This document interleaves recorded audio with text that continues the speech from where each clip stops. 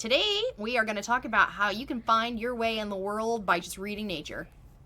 Which sounds easy peasy, but it's not. It really isn't. So yeah, we're going to talk about, we've talked previously, and I know last season, and we've hit on it several other times about like migration, navigation, how animals do it. And even how bad humans are at it, we've touched on too. Yes. But today We're not hopeless.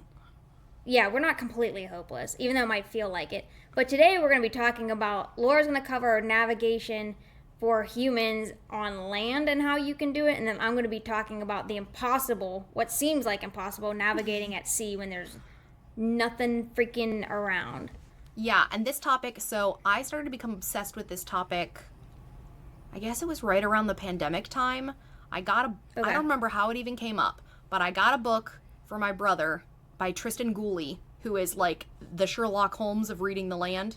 And, yes. And it's called Natural Navigation. He's written so many books. That man has literally, you can plop him anywhere in the world and he can find his way back by reading nature. Yeah, and then there was incredible. It's so cool. I was like, I need to learn how to do this. And then just this last semester, my last semester of grad school, we had to read a book on interpreting the forest. But like interpreting as in reading the forest signs and like how you can know the story of a forest just by looking at, all right, there's a cluster of trees. That means it was probably, and like the history of the land. Reading the landscape, that's what it was. It was about reading landscapes. And I was like, this is amazing. I want to go anywhere and be like, I know exactly what happened. Like it's truly feels like Sherlock Holmes.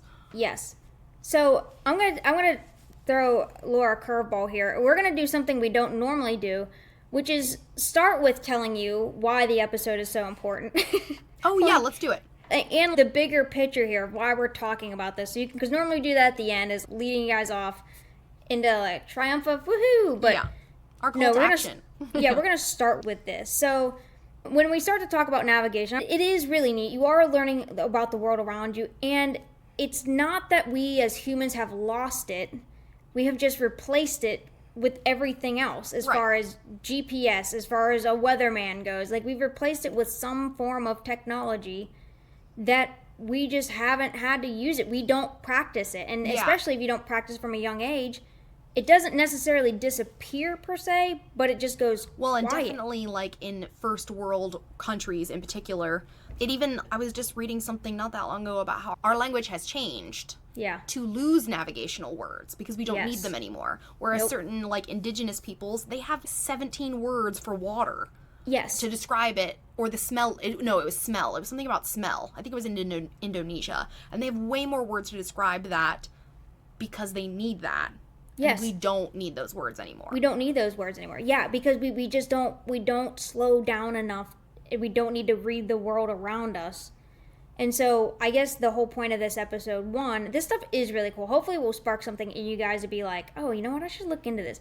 Because it is really cool to be able to go out into the woods, or whenever I would be leading groups in a canoe down a river, I can read the river, and it's just so cool to be able to predict and be able to know the why. Like, this is happening now and here, and this is how I can tell you what we're going to encounter a half mile, quarter mile down the river, because of the signs I'm seeing right now. Yeah, I think for me, it's not survival, right? For any of us, really, at this point, unless something happens and we're all ready. I'm ready for that hatchet to happen at any time. Effing ready for an apocalypse. Yeah. I am so Find ready. Either Katy or I, and you'll be all right. Yeah, you'll be fine.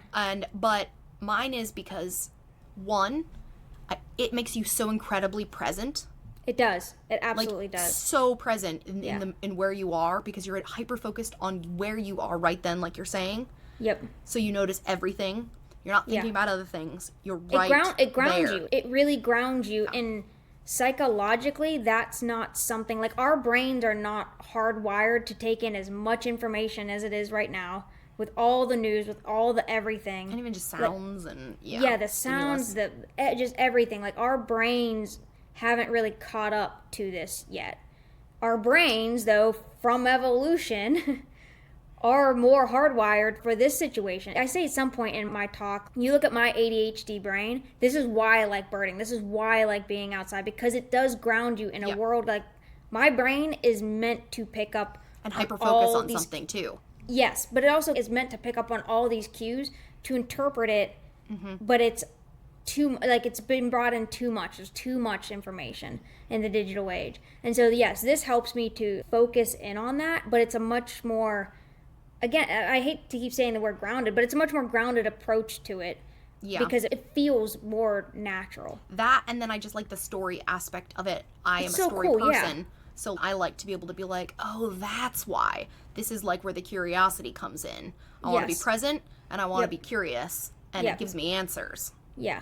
Because, once you start understanding one thing and you pull that thread to understanding one thing, it just leads you to another, wanting to know something about something else, and then do another, and then do another, and another. And it is really cool whenever you can tell other people about it, because it's the landscape and the stuff in our world has changed, but the world itself hasn't necessarily changed. And there's certain, like, rules, essentially. Like, nature, yes there's always exceptions, but there's also some rules. Some rules.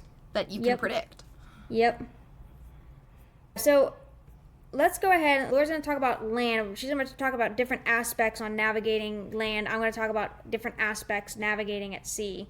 So, before we jump into then our examples, this is going to kind of give you a different perspective on navigation, right? Because I think a lot of people get navigation and thinking of navigation wrong because of how we grew up in the world that we did. So oftentimes people think about navigation, about knowing exactly where you are, your coordinates, your location. It's your dot on a map, because everything we're doing, if you pull open a map, even if you had an atlas, paper map, you want to know where you are.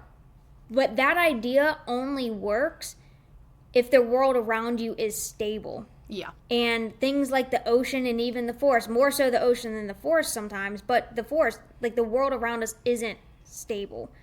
And so I just want you to think about it that way, that yes, we feel like whenever we navigate, it's us moving through a world, but sometimes you have to more think of it from the other perspective. It's us almost staying still and the world coming to us. And I'm going to give some examples of that too. That, and I think too, if you think about, you were just saying we like to know where we are on a map. None of this will tell you where you are on a map. It will tell you how to get It'll tell you how to get somewhere, yes. Yeah. And so I think we just need to reframe how we're all thinking about navigation, because we're so used to, whenever you say navigate, it's point A to point B, where you are navigating how you're getting to point B, to your destination.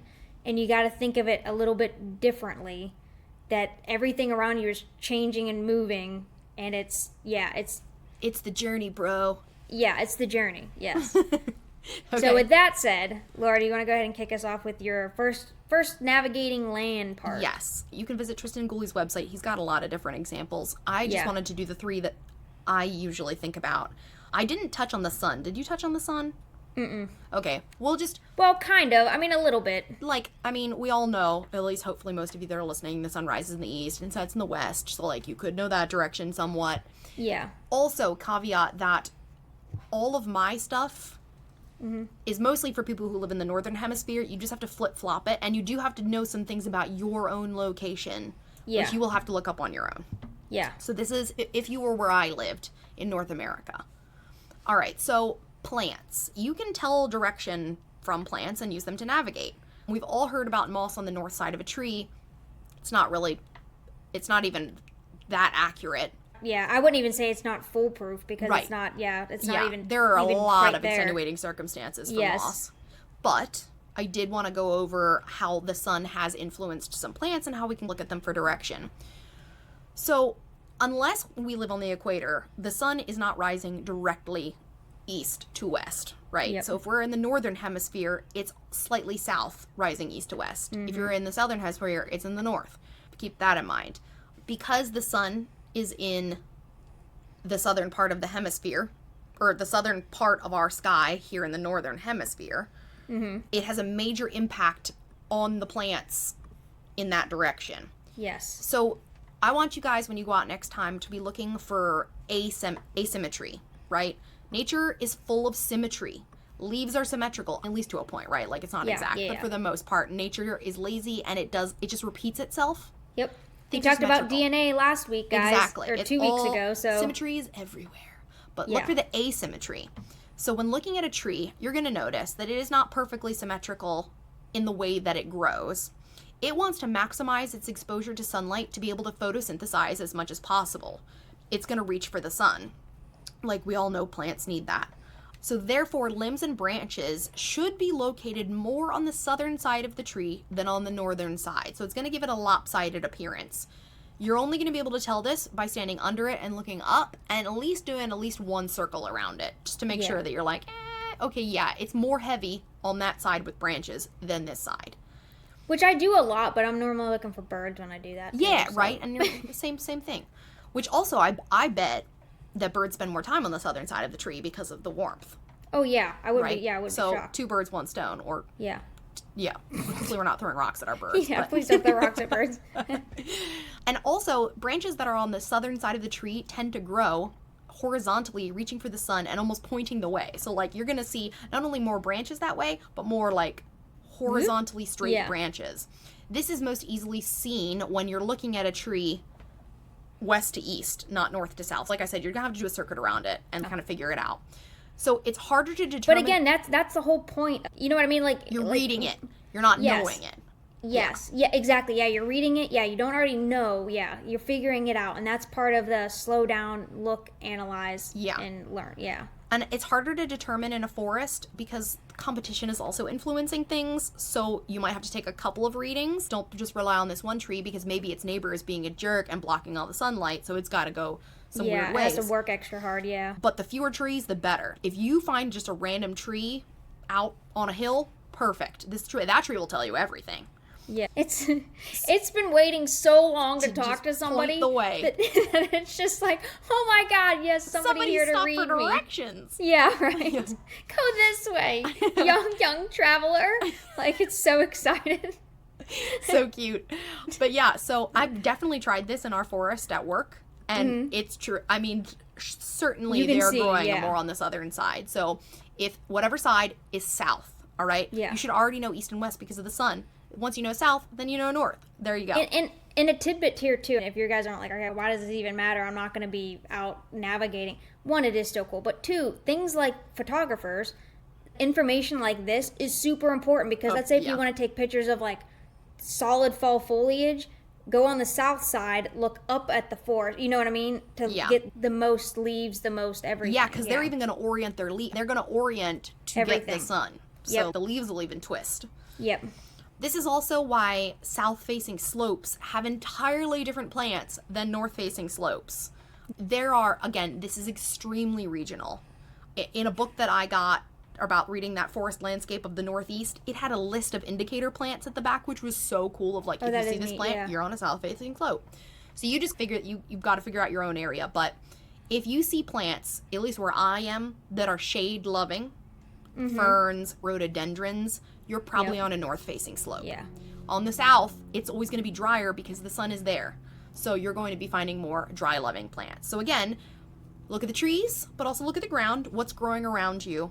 Is it the shade-loving plants or the sun-loving plants? And that will tell you, again, some direction. In Texas, it'll be like, follow the greater roadrunner and... and pray for luck. Yeah, pray for some shade. Well, at least in Texas, you can do the next one for plants. So even if the sun isn't your indicator, wind also influences plants. Yeah. And if you've got a lot of exposure, we have so much wind. Yeah. So you just need to know your wind patterns.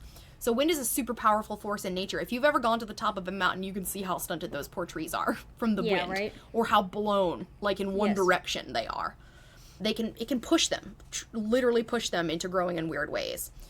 So in order to know which way the uppermost branches on a tree, it's not going to work if they're blocked from the wind, but the uppermost branches of the tree, if you need to know which direction your prevailing winds are coming from. So in Maryland, prevailing winds for most of the year are northwesterly, which means that they blow from the northwest towards the southeast. Okay, so your prevailing wind means the direction wind is usually coming from. And then the name of it is the direction it's coming from, a northwesterly. Yes. Again, this changes as the seasons sometimes change, and it changes right depending on your location. But in Maryland, it's that, which is very convenient because it happens to be the exact same direction that the sun rises. So it has the double whammy of the trees are going to be pointing you south, southeast because of the wind and the sun. If you were in a different place and the wind was pushing in the opposite direction than the sun, I'm sure it's going to be extra confusing. But wind doesn't have to do with heat. So it probably lines up a lot because of Yeah. of air temperatures. But I know too, anytime you have strong winds that go against your norm, that's typically when you're gonna have like crazy storms and stuff Yeah. like that too. Yeah, that's true. It could tell you some other things. Yeah. So when I look up at the upper branch of a tree, especially one exposed, like our navigational tree on the hill, if we can find a tree that's exposed, I should see the branches are pointing southeast, so nothing is confusing. Yep. So that's how you can read the plants. Pretty simple. I'm truly, like, just know, you just got to look up what's your prevailing winds and just, are you in the north or south hemisphere? Yeah. The plants will tell you. The plants will tell you. The animals will tell you.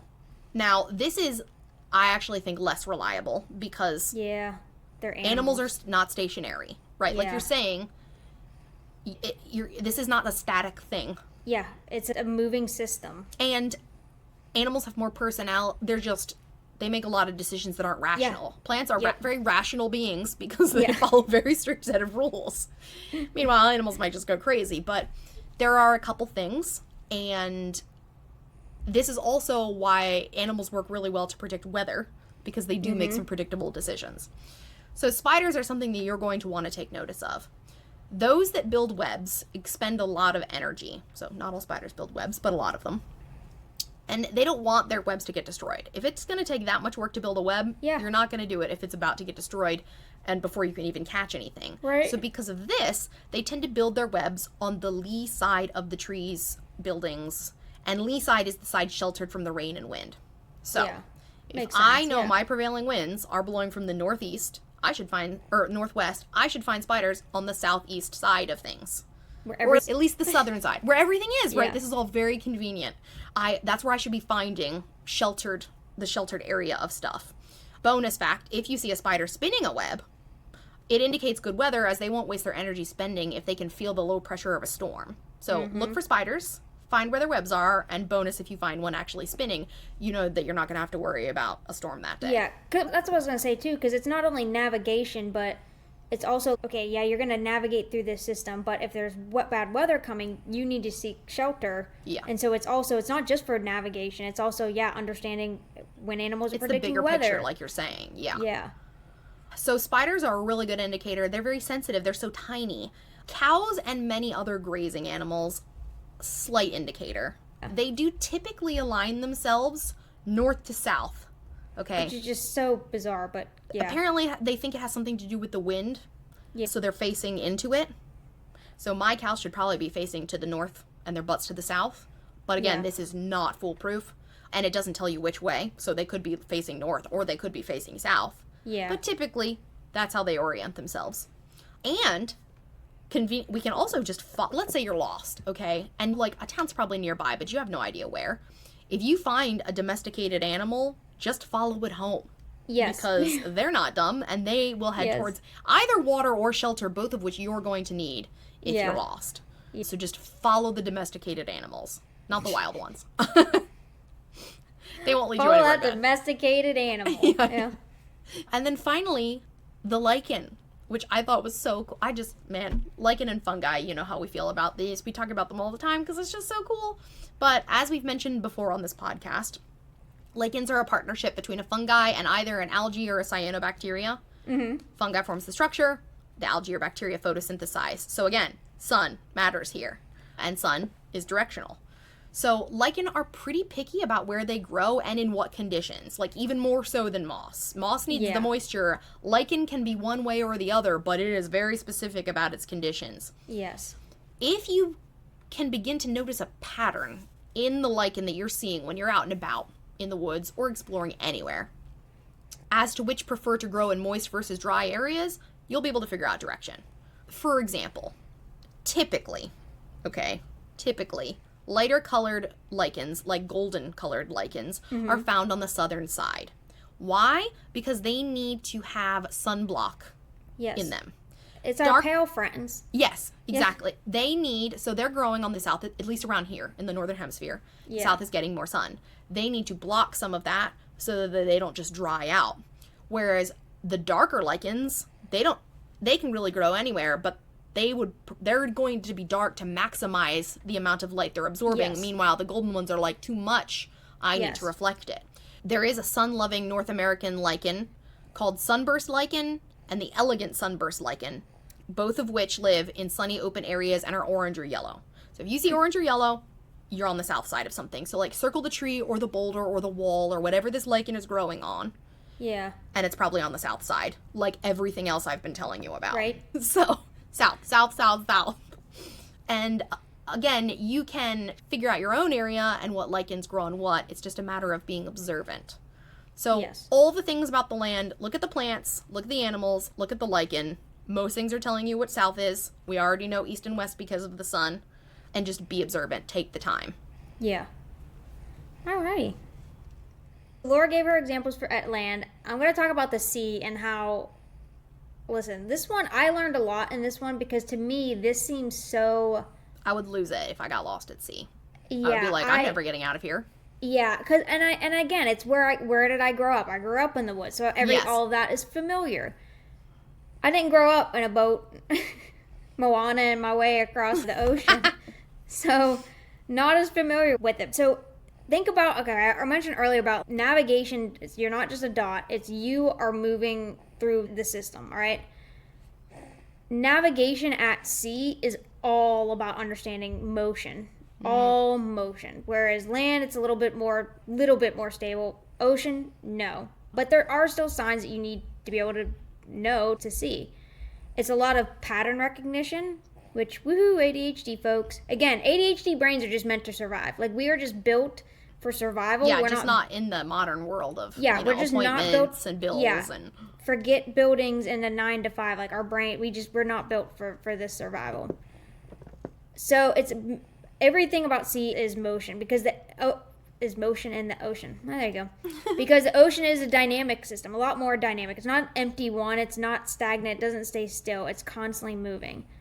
So let's talk about first the sky as a map. All right, we've touched on this one previously, so I'm not going to hit on it too much, but the sky, all right, particularly the night sky. When we talk about ancient navigation, people love to just jump straight to constellations, but they think of it that sailors were memorizing charts or ticking boxes off in their heads of... Which they did have star charts, but I'm sure that was later. There's a lot of math involved. Yeah, but it also wasn't like, okay, first I need to go through Orion's belt, then I need to hit the... you know what I mean? So right. it wasn't it wasn't dot to dot. Yeah, it wasn't a checklist that you had to move through. What mattered wasn't the stars themselves, it was how they moved. It was all about movement. So stars rise and set in predictable paths, night after night, season after season. Certain stars always rise in roughly the same direction. Others reach their highest point in the sky at consistent times throughout the year too. So if you understand those patterns, and that's what most of those old star charts was talking about the patterns and understanding the patterns. And when you see those patterns and really get those patterns, the sky becomes more of a moving reference system rather than a static map. Yeah. Yeah, because it can tell you it's seasonal. Yes, it's very seasonal. And time of night. Yes. Yep. And it's very similar to the sun, like how Laura touched on about the sun. But there is a key distinction between the stars and the sun other than like night and day. Ancient navigators, they weren't obsessed, like we said, with the destinations the way that we are. Like, we think of navigation to get to an end point. They just focused, especially in the ocean, you just focus on a direction, all right? You couldn't when you hit the fourth seal, turn a right, then go past the iceberg. Like, you can't do that in the ocean. So you're always just focused on a direction. And if you can hold a steady direction long enough and understand what might be pushing you off course, you can get to wherever you need to get to. One of the clearest examples of this comes from the Polynesian wayfinders, aka Moana, the people who crossed thousands of miles of the Pacific Ocean without compasses. They did not use charts or instruments and things. So navigators from places like the Hawaiian Islands, Tahiti, and essentially all of the Pacific Islands, they weren't trying to pinpoint their position in the ocean. Instead, like I said before, they memorized how specific stars rose and set along the horizon and used those rising and setting points to maintain direction over long voyages. Each star acted as a directional marker And if a particular star arose in the east and set in the west along a known path, holding the star's movement meant holding a course. Yeah, which they do in the Moana movie. They She's do. like, all right, I'm following that. That's the There's hand that many motion fingers. stuff. Yeah. Yes. And that's why she's doing it, because it's the motion. She's looking at the motion and staying course on the motion. And so what's remarkable is that these navigators didn't really think in terms of, again, traveling towards something. So I hinted towards this earlier, but this was deeply seen in a lot of like their cultural references. Is they didn't think that they were going somewhere. They thought the places, like they know they went out and then they saw it as the places coming to them. That's wild to think about. Yeah, so they thought of it in terms of they were just, think of it as, you're standing still and everything's coming at freaky. you. And you just have to sit there, like an old video game, essentially. You just have to sit there and go back and forth and part your way. And you're just in, like, on almost like a horizontal plane. A really meta level, the world is spinning. Right? It's too weird. I can't think about that way. I know. No. Right? Laura's done. This is where Laura's is tapped out. She's done. But yeah, I'm the one going. Yeah, right. But again, and that's what I think too, a lot of times with navigation, especially whenever we're out in nature, a lot of people think of navigation as, I don't know if control is the right word, Which is but it's almost like, yes, everything's always human-centric. Yes, and so we think of it very much so as in a way of, if I understand it, I can control it, essentially. You can't do that in the ocean because there is no control over things, because that's so true. Some of these things are coming, which I'm going to hit on next, but some of these things are coming from thousands of miles away. You have no control over. And thinking of it from that perspective, that they figured they just went out further from their island, and they literally were just going back and forth, like a video game. Just with no way of knowing. I mean, they wouldn't have known that they were going anywhere. There's no reference point. Yeah, because their reference points is always moving this way. It's always moving this. It's always the same direction. So it would make a ton of sense that the world is coming to you, and you just need to sit there and drift back and forth. Whoa! It's a whole nother level to the way indigenous people think. Like, we already knew it wasn't just human-centric, but that is wild. Yeah, that's a whole other level. And so, again, whenever you think about navigation at sea that way, no wonder they were just like, I just have to hold my course. I have to stay in this, because eventually that island... That star comes to you, too. Yeah, I mean, the stars themselves look like they're coming to you. Yeah, so it all comes to you. So eventually the island will come to you. You just have to stay your course. Which there's all kinds of, like, deeper meaning there, too, right? Right? So now let's get into then the reading the water. This is where things got really interesting here for me, because the ocean only looks chaotic if you don't know what you're looking at, right? Which is me. Right. Most of us see waves and assume randomness. Waves go up, waves go down. Everything feels messy, unpredictable. But experienced navigators made a crucial distinction. Waves and swells are not the same thing. And whenever humans understood that, that changed our navigation as, I don't want to say like at a commercial level, but when we really understood that, that's when it went from like indigenous level to this became common, widespread, knowledge sharing. So waves are very much so local. They're created by nearby winds, which means they change quickly and irregularly. Swells, on the other hand, are deeper, longer, and far more consistent. They can travel thousands of miles from storms that created them, moving across the ocean like slow, steady pulses, more rhythmic. Instead of sharp peaks, it looks like the ocean is breathing. And so on a deck of a ship, it's up and down. It's that pulse. And it'll go, it's not just one. It's either up and down, but then again, more than one swell can happen. So then it's side to side. And so remember, everything is about a direction and staying that direction and just head that direction. But understanding the different swells, you have to understand, okay, if I'm going up and down and I'm still staying in that direction, this is great. But all of a sudden, if a swell starts rocking you sideways, you have to redirect yourself. You have to compensate and be like, we got to turn up farther this way because that's going to knock you out. So you have to be able to be really paying attention. Is it just a breathing up and down? Is it just a wave that you have to like quickly turn your boat to correct? Because it's two very different things. Swells can help you really get to where you're going, or can really set you off course. but you just have to feel which way they're going. Waves are very surface level, swells are very deep. And so if you hit an island or a shallow area, it bends around them. They reflect back, they interfere with incoming swells. So even when you can't see land, the water, if you're paying attention enough, it behaves differently. The motion starts... A swell will rock you in, and then you'll feel a rock back. Yep, it'll start to feel different. Or if it's coming at you, but right next to you, it's going... You know what I mean? Because it breaks it. So the islands break... It's ocean echolocation. Yes. Exactly. That's exactly what it is. That's crazy. Yeah, and I didn't know about this. I've seen pictures of this stuff, but I had no idea what they were. So for the last 2,000 plus years, navigators from the Marshall Islands built entire navigation systems noticing exactly this. So they understood that the long, consistent swells move across the Pacific in fairly predictable directions, like we said about... Almost like how currents move in predictable yes. directions? Okay. Yeah. And so when those swells encountered islands, they didn't disappear. They just bent, reflected, and interacted with other swells in very repeatable ways. So Marshallese navigators trained themselves to recognize these interactions through the motion of their canoes. They could tell when multiple swells crossed at unusual angles. They could recognize before the land even appeared on the horizon. And they could sense the ocean's rhythm change in a way that meant something solid of some sort was nearby. So from all of this, they built stick charts.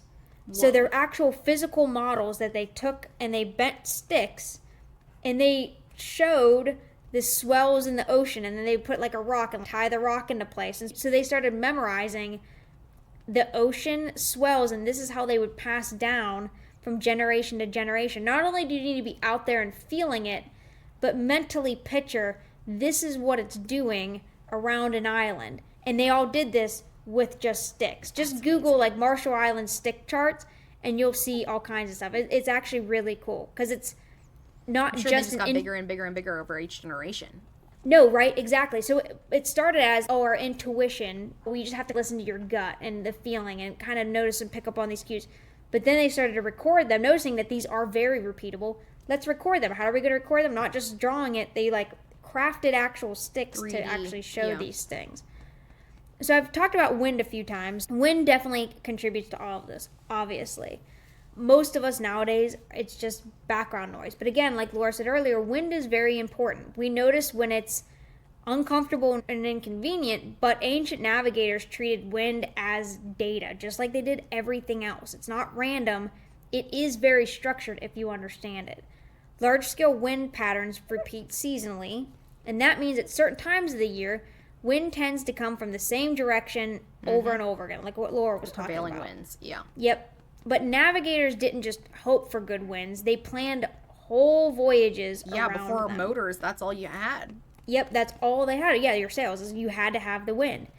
They knew when the wind would help, when it would fight them, and when it would quietly push them off course if they weren't paying attention. So what did you actually notice about the wind? First, consistency. Steady winds feels predictable. It presses against the sails or on your face at the same angle hour after hour. If you're on a ship and the wind direction stays stable while the water underneath you shifts, that does tell you something important. You're moving through a system that has layers, and that's what you have to be paying attention and putting together all of these layers. I had a whole different view on pirates after this, that they're not... You're like, they're not as dumb as we thought. Yeah, not as dumb and pillaging people as we thought here. You actually had to be intelligent to know this stuff. All right, so now here's where it then adds another layer onto this. Wind, just like swells, changes near land too. Even before you can see ashore, wind starts behaving differently. It becomes uneven, it gusts, it stalls, it shifts directions briefly, and then snaps back. Islands bend the wind, just like you do with a swell. Coastlines deflect it, mountains disrupt it entirely, and from a boat, this feels like the wind is losing its confidence. It's just getting weaker and weaker. And it stops being so smooth, and it starts feeling jumpy. So whenever you get closer to land, it's not just like a constant nice... Yeah, it's like... you keep getting hit with it. And that change is information. And so you have to look at where the wind and the waters and everything line up and keep looking at that cross pattern to be able to make the distinction of this is where I'm going, this is how I have to say, this is the direction that I'm going. And to me, honestly, thinking of it from the perspective that we do now is I'm moving somewhere makes it way more complicated than the I'm staying put and the world is coming past me. Yeah. That, to me, I'm like, oh my gosh, that makes all these layers and like signs and symptoms a lot easier to comprehend. It's just flowing past. Because it's coming past. And yeah, so you're just looking at a horizontal plane, and how is it coming past that horizontal plane? You're not planning. Yeah, it feels less, you are planning, but it feels less overwhelming. Because it feels it's not as forward. Expansive. Yeah, because it's not as expansive. You just have to worry about the happening plane right this second. Yeah. Yeah, you're looking at that plane right here where you are and what's passing you. You don't have to worry about everything, all the unknowns ahead of you and trying to predict all the unknown. It's just you're reading it as it's coming to you. Yeah. So when I started started realizing all the layers, I was like, they had it right. Like the Polynesian wayfinders, like they had it figured out. Like it was simplicity's sake because they still have to fish, they still have to go somewhere. They have all these other things that they have to also be taking in and understanding. Well, right, because it's also like then too, it's also weather patterns because weather's so much more unpredictable. We're so much more dangerous out there. So like, is this land wind or is this about to be a hurricane wind? Yes. Yep. And taking one of those overwhelming feelings and just waiting for stuff to pass you, to me, I'm like, okay, that makes it a little bit more digestible. It's doesn't feel so overwhelming. It's not that they didn't know all the possibilities out there because they've traveled through this stuff. They know the possibilities, but they're choosing to only deal with what's passing them right now, which makes you a lot more present. Yeah, man. Wow, what a totally different life, like a totally different outlook. Yeah. So much more zen, I guess too, because you just have to accept that there is no control. Yeah, it's what, and again, that's why I was like, like probably how like astronauts feel, like just like I'm doing what I can. But thinking about it, I was like, man, there's such a deeper meaning here to all of this because it is you literally because everything is outside of your control. You can only deal with and you can only read and interpret what is happening right here and right now, to then make a educated decision on what you're going to do to best brace yourself for what is coming. It doesn't mean that what is coming it should be fairly predictable, just like how we can fairly predict our course in life. But at the same time, it's like setting yourself up for success right now and just letting stuff come to you. I was like, man, like there's just so much. It's probably part of what contributes to the island life mentality. It does. You can't have that large of infrastructure on islands, so there's not the pace, but also just the here and now. These peoples have been dealing with this forever, and it's, I'm sure, trickled through their culture in every aspect. Yeah. Very, very, very impermanence, much so. And just, going with the flow. Yeah. A whole different perspective to look at it through, especially whenever you're on the water. You know, land, yes, it's a little bit different because, I mean, both, yes, you're moving. It's still zenny and balanced and grounded, but you're right. I definitely feel as if I am being purposeful. On land. It's my element. Like it's my...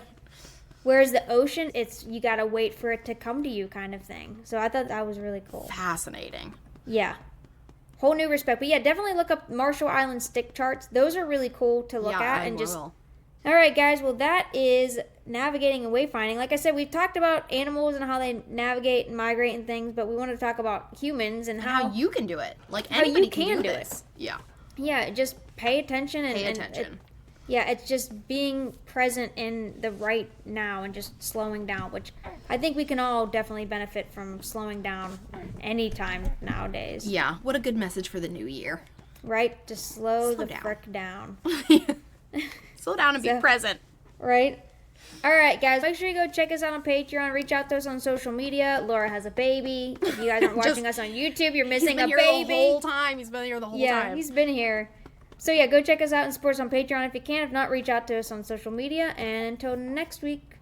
Talk to you later.